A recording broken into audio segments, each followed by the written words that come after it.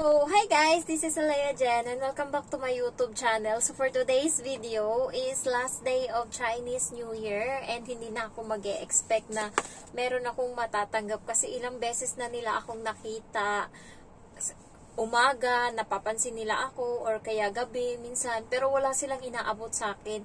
Simula nung bago mag-Chinese New Year, wala silang inabot. So, yung mga kaibigan ko, meron na silang natanggap. Yung isa ko ngang subscriber na naging kaibigan ko na 600 yung natanggap niya. Isang ano lang yun, isang packet lang, isang papel. Tawag nila dun is lychee. So, ako wala talaga. And meron siyang parang pulburo na natanggap. And yung iba kong kaibigan, nakatanggap na 100, 200, ganun. Tapos yung Indonesian, yung katulong ng parents ng amo kong babae, nakatanggap siya ng 6, kulay pula. So, siya nakatanggap, pero ako wala. Kasi siya, para kasing yung bahay nila na yun is, yun talaga yung pugad. So, doon kami pumupunta and minsan siniservesyuhan niya din yung anak ng amo ko kapag wala ako or kapag kumakain ako. So, siya all around siya doon. Yung ibang mga anak ng mga kapatid ng amo ko pumupunta din doon and ayun din, siguro nakarami siya kasi bago daw siya mag-day off, bago siya mag-holiday, may 3 siyang natanggap and then pagbalik niya galing Sabado ng gabi, may natanggap uli siya. So, ako, wala talaga. So, nasasad na ako, hindi na ako nag-expect, nag-withdraw na ako ng pera sa Central kasi kulang yung budget ko. 300 lang yung budget ko and nung unang araw na nagpunta kami ng Tongchong, nag-high kami, yung pamasahe is umabot ng 100 mahigit. Kaya, and pagkain ko pa, and 4 na araw na sunod-sunod na, puro labas yung kain. Kaya, nag-withdraw talaga ako kasi wala na talaga akong pera. So, ngayon, nakatanggap ako, and hindi ko pa siya binubuksan, promise, hindi ko siya binubuksan. Gusto kong, kasama ko kayong buksan kung magkano yung laban. And, paano nga ba nila ginawa to? Sabi nila sa akin, pumasok ako kasi 3:00 na mahigit and nandito sila sa bahay. So, feeling ko, hindi na sila lalabas. Kagahapon, hindi ako lumabas. Kumain lang ako sa labas and bumalik ako 2:00. Nakita ko, nandyan pa yung mga tsinelas nila sa labas. And ang ginawa ko, umupo muna ako sa fire exit ng mga 1 oras. And maya-maya narinig ko na bumukas yung pinto. So, lumabas na sila 3:00. Paglabas nila, tsaka ako pumasok. So, hindi ko sila nakita. And ngayon, parang iniisip ko, baka hindi sila lalabas kasi anong oras na 3:00 na hindi pa sila lumabas. So, pumasok ako. Pagpasok ko ngayon, nakita ko yung amo kong babae na nakabra lang. Tapos, tumakbo siya kaagad sa kwarto nila. Sabi niya, dumating na daw kasi ako. And then, yung bata, binungaran ako kaagad. Ayun. So, pumunta ako dito and then tinanong niya ako habang naghuhugas ako. Tinanong ako ng amo kong babae, saan daw ako galing? Sabi ko, nagpunta ako ng temple sa Nanlian Garden. Sabi ko ganun. Sabi niya, bakit ganun? Kung saan kami pupunta, nandun ka din. Parati tayong magkakaano ng pupuntahan, magkapareho. Kasi nung pumunta kaming Big Buddha, doon din sila galing. Nauna lang ata silang umalis sa amin ng mga minuto lang siguro or hour lang, 1 oras lang. Ayan. So, ngayon din, pupunta din sila doon. Nauna lang ako konti. Pauwi na ako sila, papunta pa lang. Tapos, ayun, maya-maya, tinawag niya yung lalaki. Sabi niya, Lokong. Hindi ko alam kung ano yan, baka my love or honey or ganun. Basta tinawag niya. And then ako naman, galing akong hugas, edi dumiretso ako dito sa kwarto. Kinuha ko yung damit ko na ito, pampalit. Kasi maliligo ako. Kasi rules yan dito sa bahay na pag uwi mo, wala kang ibang gagawin, ligo ka kaagad bago ka umupo. Bawal ka umupo, bawal ka umano-ano kapag galing ka sa labas kasi madumi ka. So, yung bata, nagpapaano sa akin, nagpapakandong, hawak-hawak. Sabi ko, don't touch me. Kasi madumi ako, galing akong labas. Sabi ko, ganun sa kanya.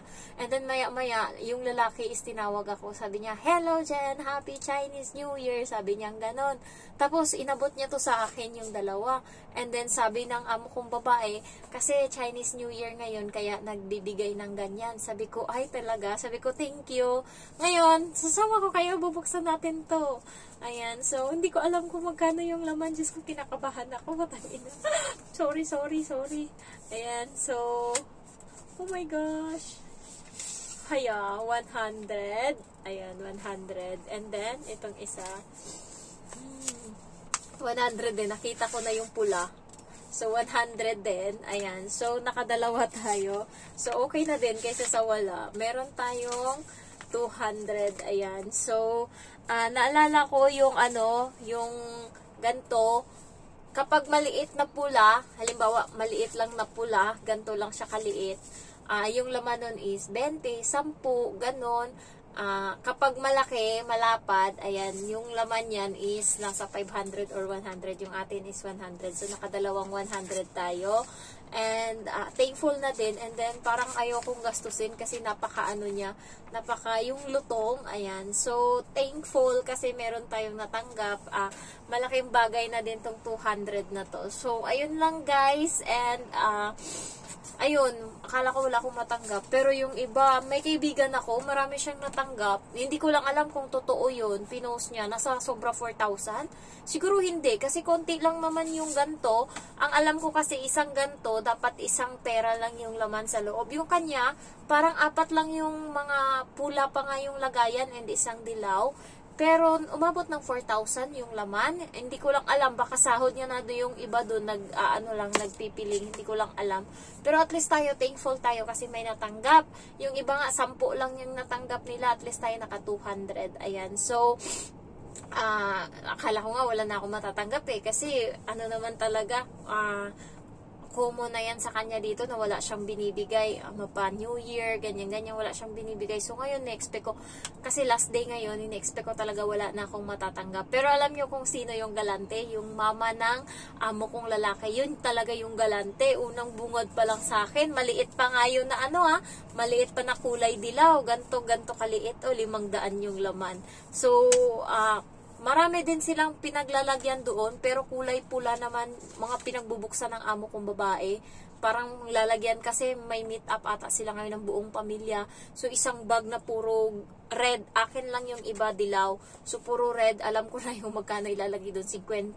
50 ilalagay nila doon. Kasi nakita ko yung sa bata na nandoon nakalagay sa ilalim ng mga kama niya, mga 50 yung laman. So, hindi ko alam kung magagastos ko kasi may pera pa naman ako dyan. And 2 day off pa naman yung ko. 2 day off na lang yung kailangan kong i-consume para sa sahod uli. And meron pa akong nasa 200 pa ata yung pera ko dyan. And wala naman akong gagawin.